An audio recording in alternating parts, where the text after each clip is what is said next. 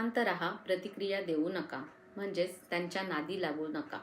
ही लोक जाणून बुजून किंवा कधी कधी नकळत अशा गोष्टी करतात किंवा अशा गोष्टी बोलतात की ज्यामुळे तुम्हाला त्रास होतो किंवा तुम्ही चिडचिड करता आणि त्रागा करून घेता किंवा मग आरडाओरडा करता.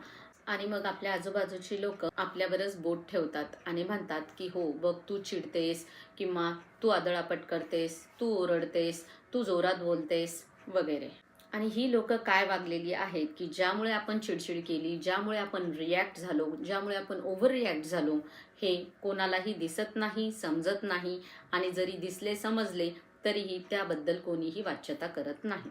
आणि ह्या लोकांचा उद्देश साध्य होतो. म्हणूनच जमेल तेवढं शांत राहा आणि प्रतिक्रिया देऊ नका. म्हणजेच जोरजोराने बोलणे किंवा ओरडणे या अशा प्रकारे प्रतिक्रिया देऊ नका.